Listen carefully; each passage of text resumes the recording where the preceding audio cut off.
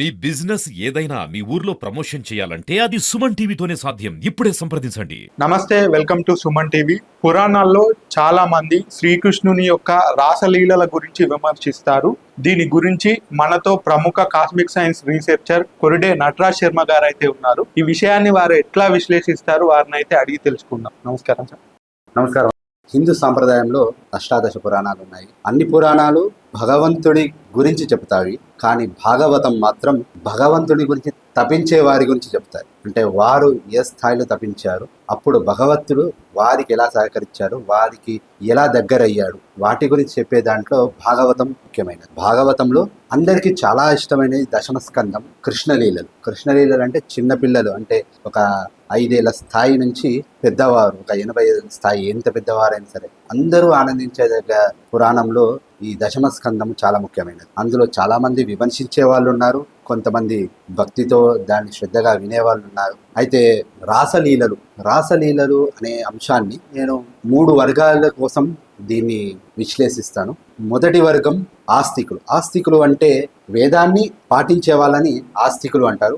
వేదము కానీ ఉపనిషత్తులను పాటించే వాళ్ళని, అందులో చెప్పే ప్రక్రియని పాటించే వాళ్ళని ఆస్తికులు అంటారు. అలా నడుచుకొని వాళ్ళందరూ నాస్తికులు కిందకి వస్తారు. అయితే నానుడిలో లౌకికంగా భగవంతుని నమ్మేవాళ్ళు, భగవంతుని నమ్మని వాళ్ళు అని ఆ అర్థాన్ని తీసుకొచ్చారు. కానీ మొదటి వర్గం ఇక్కడ మనం ఆస్తికులను తీసుకుంటే, పురాణం వారు వినేటప్పుడు ప్రవచనకర్తలు ప్రవచనం చెప్పేటప్పుడు వాళ్ళు చాలా భక్తి రసంతో వింటారు. అంటే అక్కడ భగవంతుడి కృష్ణుడి గురించి చెప్పేటప్పుడు అంతే ఆనందంగా ఆ భగవంతుడు అలానే చేశాడు అని వింటారు కనుక వాళ్ళకి సంపూర్ణమైన ఫలితం వస్తుంది. రెండో వర్గం వాళ్ళు ఇక్కడ భగవంతుణ్ణి నమ్ముతున్నారు, కానీ వేద ప్రక్రియని అవలంబించరు వాళ్ళ జీవితం. అంటే భగవంతుడు ఉన్నారని చెప్తారు, కానీ వేదం ఇలా చేసింది అలా చెయ్యి అన్నప్పుడు వాళ్ళు అంత దానిపైన మక్కువ చూపెట్టారు. వాళ్ళు భగవంతుడికి దండం పెడతారు, కానీ వేదము ఉపనిషత్తులు చెప్పిన పరంగా నడుచుకోరు. వాళ్ళందరూ నాస్తికులు కింద వస్తారు. వాళ్ళు వింటారు, కానీ ఎదుటి వాళ్ళు విమర్శించినప్పుడు ఆ విమర్శని ఎదుర్కొని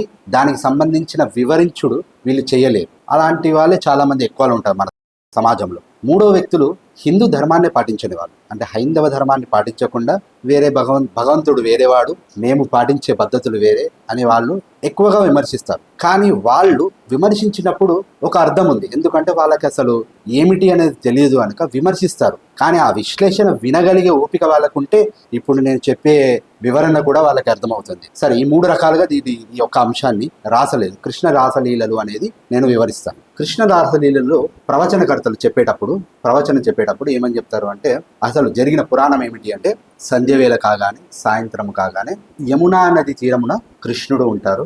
ఆ కృష్ణుడి కోసము గోపికలందరూ వాళ్ళ ఇంట్లో వాళ్ళ కన్ను గప్పి, అంటే తండ్రులు, మామలు, భర్తలు, అన్నదమ్ములు వాళ్ళ కన్ను గంపి వాళ్ళు యమునా నది తీరానికి వెళ్ళి కృష్ణుడితో రాత్రి అంతా రాసలీలలు జరిపి రతి క్రీడ జరిపి పొద్దున వరకల మళ్ళీ వాళ్ళ ఇళ్లకు వచ్చేస్తారు. భక్తి పారవశాలతో విన్నప్పుడు ఆ ఈశ్వరి యొక్క గొప్పతనం అనేసి విని ఆస్తికత్వంతో వింటున్నప్పుడు అందరికీ అది ఆనందదాయకమే.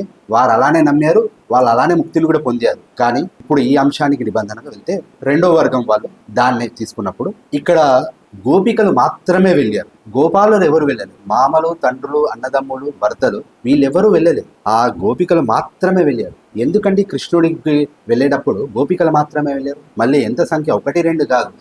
మనం ఒక 10 మంది 100 మంది వెళ్తుంటే ఏంటి ఇంత గుంపు వెళ్తున్నారో అని అర్థం. 16,000 మంది పోయినారట. మరి 16,000 మంది పోయేటప్పుడు అందులో ఇంట్లో ఉన్న మగవాళ్ళు ఎవరు కూడా వాళ్ళ వెంట వెళ్ళలేరా అండి? అంతమంది వెళ్ళేటప్పుడు వెళ్ళారు. మరి ఇక్కడ ఒక స్త్రీలను మాత్రమే ఎందుకు అన్నాం? స్త్రీ అంటే ఏమిటి అంటే, స్త్రీకి పర్యాయ పదాలు చాలా ఉన్నప్పుడు ఒక స్థానం నుంచి కదిలి ఇంకో స్థానాన్ని చేరుకునేది దాన్ని స్త్రీ అంటారు. పురుషుడు అంటే స్థిరత్వంగా ఉండేవాడిని పురుషుడు అంటారు. దీనికి పర్యాయ పదాలలో ఇది కూడా వస్తుంది. అయితే అంటే పర్యాయ పద అర్థాలలో. కానీ ఇప్పుడు ఇది పురుషాధిక్య సమాజం అండి. ఉద్యోగం పురుష లక్షణం అంటారు.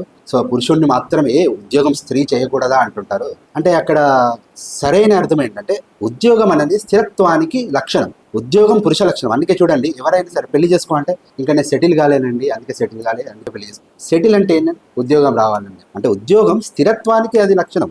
స్త్రీలు చేయకూడదు ఉద్యోగం అని కాదు, ఇది పురుషాధిక్య సమాజం ఇచ్చిన స్టేట్మెంట్, అంటే వాక్యము కాదు. అది పక్కుదోవ పట్టించడానికి తీసుకెళ్తున్నాడు. కానీ ఒక అన్ని గురించి నది చూసుకోండి, దాదాపు నదుల పేర్లన్నీ కూడా స్త్రీతో ఉంటాయి. సముద్రం పేరు మనకి పురుషుడిది ఉంటుంది. ఎందుకు అంటే సముద్రం ఎక్కడికి కదలదు, స్త్రీలు మాత్రం అంటే నది మాత్రమే కదులుతుంది, కదిలి వెళ్ళి స్థిరత్వంగా ఉన్న సముద్రానికి కలుస్తుంది. అలా అందుగురించి ఇక్కడ కూడా గోపాలులందరూ ఇంట్లోనే ఉన్నారు, బాలికలు మాత్రమే వెళ్ళారు. గోపికలు అందరూ వెళ్ళి వారు స్థిరంగా ఉన్న దగ్గరికి వెళ్ళారు. ఎక్కడ అంటే కృష్ణుడు స్థిరత్వం, ఆ స్థిరత్వానికి వెళ్ళారు. అందుగురించి వాళ్ళు మాత్రమే వెళ్ళారు. వాళ్ళందరూ వెళ్ళి అక్కడ చేరుకున్నారు. వాళ్ళు వెళ్ళి ఏం చేశారు, యమునా నది తీరమున అక్కడికి వెళ్ళి అక్కడ రాత్రి అంతా రతిక్రీడ జరిపి రాసకీలలు జరుపుకొని తెల్లారి వచ్చేసారు. ఇది ఒక వర్గానికి చెందిన వాళ్ళు. కానీ సరే, ఇప్పుడు దీన్ని నేను సైన్స్తో కలిపి దీన్ని కలుపుకుంటూ చెప్పుకుంటూ వెళ్తుంటాను. మనకు శరీరంలో ఇప్పుడు 3వ వర్గానికి అంటే ఇప్పుడు ఇందులో ఇద్దరు ఆస్తికులకి చెప్తున్నాను, హిందూ ఇతరులకు కూడా చెప్తున్నాను. వాళ్ళకి వీళ్ళకి కలిపి చెప్పే విధానం ఏంటి అంటే, మన శరీరం తీసుకుంటే అకార్డింగ్ టు సైన్స్, ఇప్పుడు మనమందరం సైన్స్ అని నమ్మేది. సైన్స్ అంటే ఏం లేదండి, తెలుసుకున్న దాన్ని చెప్పేదే సైన్స్. అంటే ఏంటి అంటే, ఒకప్పుడు విమానంలో ఎగురలేము అని చెప్పిన వాళ్ళు ఇప్పుడు విమానంలో ఎగురుతున్నారు. ఒకప్పుడు అది కాదు అన్నారు. మన శరీరంలో ఒక వీర్యకరం ఎలా వస్తుందో చెప్పలేరు, ఇప్పుడు తెలుసుకున్నారు. ఒక గర్భం ఎలా నిలుస్తుందో చెప్పలేరు, ఇప్పుడు తెలుసుకున్నారు. ఒక రక్తం ఎక్కడి నుంచి వస్తుందో చెప్పలేరు. ఒక సూర్యుని తీసుకుంటే సూర్యుడు ఆయుష్ కారకుడు. ఆయుష్ అంటే ఎక్కడి నుంచి వస్తుందండి, ఒక ఆయుష్ అనేది మన శరీరంలో మజిల్ పవర్ ఎక్కడి నుంచి వస్తుంది అంటే బ్లడ్ నుంచి. బ్లడ్ ఎక్కడి నుంచి వస్తుంది అంటే బొక్కల్లో ఉన్న బోన్ మ్యారో నుంచి బ్లడ్ 120 రోజుల నుంచి మన రక్త కణాలు వస్తాయి. ప్రతి 121 రోజులకి అది వచ్చేస్తుంది. ఎప్పుడు సూర్యుడు, ఇప్పుడు చూడండి, సూర్యుడి దగ్గర లేదంటే డి విటమిన్ తగ్గిపోతుంది. సూర్యుడి దగ్గర పోలిస్తే డి విటమిన్ తగ్గిపోయి ఒక బొక్క ఒక్కటి మీకు క్షీణిస్తుందని కాదు, బొక్క క్షీణిస్తే రక్తం తగ్గిపోతుంది. రక్తం తగ్గిపోయినప్పుడు మజిల్ తగ్గిపోతుంది. మజిల్ తగ్గిపోతే శరీరం పడిపోతుంది. అంటే సూర్యుడి కిరణాలు ఉన్నప్పుడు ఆయుష్ పెరుగుతుంది. అంటే ఆయుష కారకుడు ఎలా అంటే ఇవన్నీ వచ్చేస్తాయి. అలా మన సైన్స్ అనేది ఎప్పుడెప్పుడు తెలుసుకుంటుంటుందో అప్పుడప్పుడు అది బయట పెడుతుంది. ఇది తెలుసుకున్నాక ఇది సైన్స్ ఇంతవరకు వచ్చింది అని చెప్తాను. మన పురాణాలు, మన శాస్త్రాలు ఎప్పటి నుంచో అన్నీ చెప్తున్నాయి. అవి తెలుసుకునే ప్రక్రియనే సైన్స్. అంటే ఆ అన్ని ఉన్నదాన్ని తెలుసుకొని ఇప్పుడు మనం ఒక్కొక్కటి తెలుసుకొని ఇప్పుడు మనం చెప్తున్నాం, అంత తేడా. సరే, ఇప్పుడు దాని పరంగా వెళ్తే గిట శరీరంలో ఎన్ని నాడులు ఉన్నాయి అంటే, మొత్తము పైన నాడీ వ్యవస్థ 2గా విభజించబడ్డది. ఒకటి పెరిఫెరల్ నర్వస్ సిస్టమ్, రెండోది అటానమస్ నర్వస్ సిస్టమ్ అని. ఇవన్నీ నాడులు కలిపి సైన్స్ ఏం చెప్పిందంటే 30 బిలియన్ to 40 బిలియన్ మధ్యలో అని చెప్పింది. మన శాస్త్రం ఏం చెప్పింది అంటే 33 కోట్ల దేవతలు అని చెప్పింది. 33 కోట్ల దేవతలు అంటే ఒక్కొక్క నరంకి ఒక్కొక్క అధిపతి ఉంటారు. అలానే ఇక్కడ ఈ శాస్త్రం ముందే చెప్పింది. ఇప్పుడు మనం తెలుసుకొని ఏం చెప్పారంటే 30 బిలియన్ నుంచి 40 బిలియన్ అంటే 30 కోట్ల నుంచి 40 కోట్లని చెప్పేసింది. అటానమస్ నర్వస్ సిస్టానికి ప్రత్యేకంగా 72,000 నాడులు అని సైన్స్ చెప్పింది. మన శాస్త్రం కూడా నాడీ వ్యవస్థలో ఎన్ని నాడులు ఉంటాయి అంటే 72,000 అని చెప్పింది. అది సూక్ష్మ శరీరానికి ప్రత్యేకంగా అది కలిసి ఉన్న నాడులు అనకనే వాటిని 72,000 అని మన శాస్త్రం ముందే చెప్పింది. సరే, ఈ 72,000 నాడులలో మన శరీరంలో మనము నిద్ర లేసినప్పటి నుంచి పడుకునేటప్పుడు 5 జ్ఞానేంద్రియాల పైన మనం ఆధారపడి ఉంటాం. చూపు, వాసన, వినికిడి, రుచి, స్పర్శ. 5 జ్ఞానేంద్రియాలకి ప్రకృతి పురుషుడు అనే అంశం పైన తీసుకున్నప్పుడు 5 జ్ఞానేంద్రియాలు పురుషుడి కిందకు వచ్చినప్పుడు 5 తన్మాత్రలు అంటే కంటికి చూపు తన్మాత్ర, కన్ను ఇంద్రియం, అలానే నోరు అనేది ఒక ఇంద్రియం, దానికి రుచి అనేది తన్మాత్ర. అలా పంచ జ్ఞానేంద్రియాలకి, పంచ పురుషతత్వానికి 5 తన్మాత్రలు అంటే స్త్రీతత్వము ఉంటాయి. ఇవి ఏమైతాయి, రాత్రి కాగానే మనం నిద్రించినప్పుడు ఏమైపోతాయి అంటే ఈ పంచపురుష ఏవైతే జ్ఞానేంద్రియాలు ఉన్నాయో ఇవి పనిచేస్తున్న మాట్లాడిపోతాయి. అంటే మనం పడుకున్నప్పుడు కనురెప్పని ఇలా తీసినప్పుడు కంటి చూపు లోపలికి పోదు. ఎందుకు అంటే దానికి ఉన్న చూపు ఉన్న తన్మాత్ర ఎక్కడికి వెళ్ళిపోయింది అంటే అది సూక్ష్మ శరీరం దగ్గరికి వెళ్ళిపోయింది. ఆ స్త్రీతత్వం ఏదైతే ఉందో, ఆ తన్మాత్ర తత్వం ఏదైతే ఉందో అది సూక్ష్మ శరీరానికి దగ్గరికి వెళ్ళిపోయి ఏం చేస్తుందంటే రీఛార్జ్. సూక్ష్మ శరీరం ఏం చేస్తుందంటే కాస్మిక్స్ ఎనర్జీని తీసుకునే ప్రక్రియలో ఉంది. ఆ కాస్మిక్ ఎనర్జీని తీసుకునే ప్రక్రియ అంటే మీరు చూడండి, జనరల్ పరిభాషలో తీసుకుంటే లౌకికంగా ఒక మొబైల్ ఓఎస్ అవుట్ అంటే మీకు ఆపరేటింగ్ సిస్టమ్ అప్డేట్ అయ్యేటప్పుడు మీకు అందులో ఉన్న ఏ యాప్ పనిచేయదు. ఏం చెప్తుందంటే operating system is updating, please wait అంటుంది. అలా సూక్ష్మ శరీరాన్ని అది రీఛార్జ్ చేసుకునే ప్రక్రియలో ఈ తన్మాత్ర ఏది పనిచేయవు. ఎప్పటి వరకు పనిచేయవంటే మళ్ళీ నిద్ర లేసేంత వరకు. అంటే ఏం చేస్తున్నది ఇక్కడ, ఈ తన్మాత్రలన్నీ కూడా ఒక కేంద్రానికి వెళ్ళిపోతున్నాయి. అదే సూక్ష్మ శరీరానికి. అంటే అవి ఎన్ని, ఈ తన్మాత్రలన్నీ కూడా 16,000 నాడులతో పనిచేస్తాయి. 72,000 నాడులు మొత్తం సూక్ష్మ శరీరాన్ని మొత్తాన్ని నడిపించడానికి వెళ్తుంటే ఈ తన్మాత్రలను నడిపించేవి 16,000 నాడులు. ఈ 16,000 నాడులు పనిచేస్తూ పనిచేస్తాయి. అంటే ఆ 16,000కి అంటే ఉన్న చిన్న చిన్న నాడులు ఏవైతే ఉంటాయో ఆ మిగతా 72 నాడులలో 16,000 నాడులు ఓన్లీ ఈ తన్మాత్రలను నడిపించేవి. అంటే మీకు వేరే జీవితంలో నడిపించే మెటబాలిజం అంతా రన్ అవుతుంటుంది. అదంతా ఇలా ఇప్పుడు నీ మెదడుతో నీకు ఆకలి కావాలని నువ్వు చెప్తులేవు, కానీ హైడ్రోక్లోరిక్ యాసిడ్ రిలీజ్ అయిపోయి నీకు ఆకలి ఎలా వస్తున్నది? నువ్వు తీసుకున్న గాలి వల్ల కంబషన్ జరిగి దాంట్లో ఉన్న హిమోగ్లోబిన్ జరగాలి అని నీ మెదడుకు నువ్వు చెప్తులేవు, కానీ నడుస్తున్నది. నీ శరీరం పెరగాలి, సమాన వాయువు, మన శరీరంలో ఉన్న దశవాయువులలో సమాన వాయువుతో నీ శరీరం పెరగాలి అని చెప్పినప్పుడు దానికి నువ్వు నీ మెదడుతో చెప్తులేవు, కానీ పెరుగుతున్నది. ఇదంతా జరిగేది సూక్ష్మ శరీరం. ఇవన్నీ 72,000 నాడులతో జరిగినా కూడా ఈ 16,000 నాడులు ఏవైతే తన్మాత్రలకు సంబంధించినవి ఉన్నాయో అవి పనిచేస్తాయి. ఆ సమయంలో పనిచేయవు. అందు గురించి పడుకున్నప్పుడు ఉంటారు. పడుకున్నప్పుడు ఏం చేస్తారు?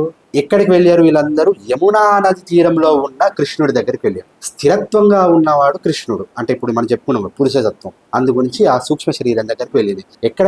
యమునా నది తీరంలో. ఎందుకండి ఎక్కడో ఏదో పార్క్లో వెళ్ళిపోవచ్చు కదా, ఎక్కడో సపోజ్ ఏదో సీక్రెట్ ప్లేస్లోకి వెళ్ళొచ్చు కదండి. కాదు, యమునా నది తీరంలో. ఎందుకంటే యముని చెల్లెడు. యముని ఎవరు? యముడు అంటే మనం కాలుడు అంటాం. కాలుడు అంటే మన పర్యాయ పదాలు మనం వాడుక లౌకిక భాషలో ఏంటి అంటే ప్రాణాలు హరించేవాడు కనుక కాలుడు అంటారు. కాలుడు అంటే ప్రాణాన్ని హరించేవాడు కాదు, సమయాన్ని సూచించేవాడు అని. ఆ విషయం అక్కడ శంకరుడిని తీసుకున్న కాలుడే అంటారు, అక్కడ యముడిని తీసుకున్న కాలుడే అంటారు. కాలుడు అంటే ఏమిటి అంటే ఇక్కడ నీ సమయం అయిపోయింది అంటే ఈ సమయంలో నువ్వు ఈ స్థానం నుంచి వేరే స్థానానికి తీసుకెళ్ళిపోవాలి. నేను అంటే ఇక్కడ జరగాల్సిన స్థానం అయిపోయింది. నువ్వు ఒక రైల్వే ప్లాట్ఫామ్ ఉన్నాను అనుకోండి, నీ టైం అయిపోయింది, నీ ట్రైన్ వచ్చేస్తే నువ్వు వేరే దగ్గరికి వెళ్ళిపోతావు. అంటే ఒక సమయం రాగానే ఆ సమయానికి నిన్ను ఒక స్థానం నుంచి ఇంకో స్థానానికి తీసుకెళ్లేవాడు కాలుడు. ఆ కాలుడు యముడికి సంబంధించిన అదే లక్షణాలు ఉన్న వాళ్ళు కనుక తన చెల్లెలు యమున ఒకటి. రెండోది ఏమిటంటే నది. యమునా దేవిలాగా చెప్తులేదు, యమునా నది తీరంలో అంట. నదికి సమయానికి ఒక పోలిక ఉంది. నదిలో పారే నదిలో ఒక్కసారి నీళ్లు తీసుకుంటే మళ్ళీ అదే నీళ్లు మనం తీసుకోలేము, ఎందుకంటే అది పారుతూ ఉంటుంది. ఆ పారుతున్న నది ఒక్క స్థానంలో ఉన్నప్పుడు అది వెళ్ళిపోతుంది. అలానే సమయం కూడా ఇప్పుడు జరిగిపోయింది, మళ్ళీ నువ్వు దాని వెనకాల తీసుకురావు. నది కూడా ఇప్పుడు వెళ్ళిపోయిన నీళ్ళని మళ్ళీ నువ్వు అదే స్థానంలో తీసుకోలేవు. ఒక్కసారి నది పారింది అనుకుని వెళ్ళిపోతుంది. అందుగురించి సమయాన్ని సూచించడానికి అక్కడ యమునా నది తీరం వచ్చింది. ఇప్పుడు నది ప్రాంతంలో సమయానికి అతీతంగా ఉండే ఈశ్వరుడు, సమయాన్ని బద్ధమైన వ్యక్తులు ఎవరు? గోపికలు. వారందరినీ ఒక స్థానంలో ఉంచి సమయాన్ని ఆలంబనగా తీసుకొని అక్కడ నడిపిస్తున్నాడు. ఎంతవరకు నడిపిస్తున్నారు అంటే రతి క్రీడ జరుపుతున్నారు. రతి క్రీడ అంటే ఏంటి? రాసలీల అంటే ఏమిటండి అంటే కలయిక అనగానే మనం ఏమంటే లౌకికంగా ఏం ఆలోచిస్తామంటే సెక్స్. సరే, సెక్స్కి మనం ఆలోచిస్తే ప్రస్తుతానికి ప్రాక్టికల్ ఒక మనిషి ఎంతమందితో ఒక్కసారి సెక్స్ చేయగలుగుతారంటే చేయలేదు కదా. 16,000 మందిని అందరి దగ్గర ఒకేసారి ఎలా చేయగలుగుతారు? అది ప్రతిరోజు. సరే, అంత ఉత్సుకత ఉన్నా కూడా 2 రోజులు చేస్తారే, 3 రోజులు కంటిన్యూగా చేస్తారు. అలా 16,000 మందితో రోజు ఎలా చేయగలుగుతారు? మనం లౌకికంగా ఆలోచిస్తాం కనుక మన జ్ఞానం అక్కడే ఉండిపోతుంది. కలయిక ఒకటి ఇంకొకటితో కలయికని రాసలీల అంటారు, రతిక్రీడ అంటారు. రతిక్రీడ అంటే లౌకికంగా మనం శరీరాలు కలుసడం మాత్రమే అనుకుంటాం. శరీరంలో కలిసేది అక్కడ ఈ శక్తి ఏదైతే ఉందో తన్మాత్ర ఒక శక్తి సూక్ష్మ శరీరంలో కలిసికపోవు. ఇది ఎప్పటి వరకు జరుగుతుంది?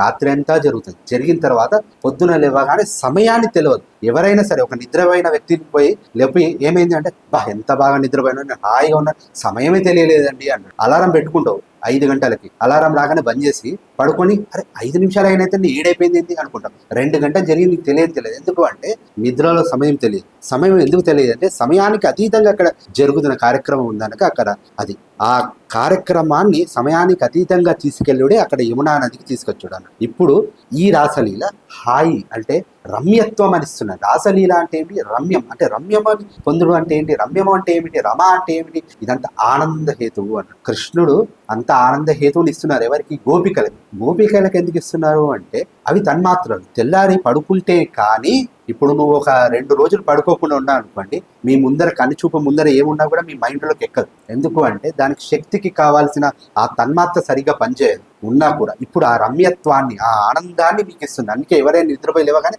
చాలా ఆనందంగా ఉన్నాను, చాలా ఆహ్లాదంగా ఉన్నానని అంటారు. ఎందుకు అంటే ఇది అన్నట్టు ఈ రమ్యత్వాన్ని చెందింది. ఇది రాసలీల యొక్క మొత్తం సారాంశం. ఇది మనం ఏ రకంగా తీసుకున్నా కూడా అలా కృష్ణలీలలో ప్రతి ఒక్క అంశానికి ఒక ఆలంబన ఉంటుంది. దానికి సంబంధించిన వెనకాల సైన్స్ ఉంది. ప్రతి ఒక్క అంశాన్ని మనము తీసుకునే విధము ఏ రకంగా తీసుకున్నా అది అభివృద్ధి కారకమే. అంటే ఒక ఆస్తికుడిగా అది ఆనందించిన అభివృద్ధి. ఒక నాస్తికుడిగా కానీ ఒకవేళ హిందూ ఇతరులుగా దాన్ని విమర్శించడానికి ప్రయత్నం చేసిన ఈ యొక్క అంశాన్ని ఇప్పుడు నేను వివరించిన విధంగా తీసుకుంటే అది ప్రతి ఒక్కరికి అభివృద్ధి కార్యక్రమమే. దాని గురించి తెలుసుకున్నప్పుడు మనకి నిద్ర ఒక విలువ తెలుస్తుంది. దానికి సంబంధించిన నిద్రకి మనం కేటాయించాలి, మనం కేటాయించగలుగుతాము దానికి సమయాన్ని. అలా మనం ఆనందంలో ఉండగలుగుతాం. నమస్కారం.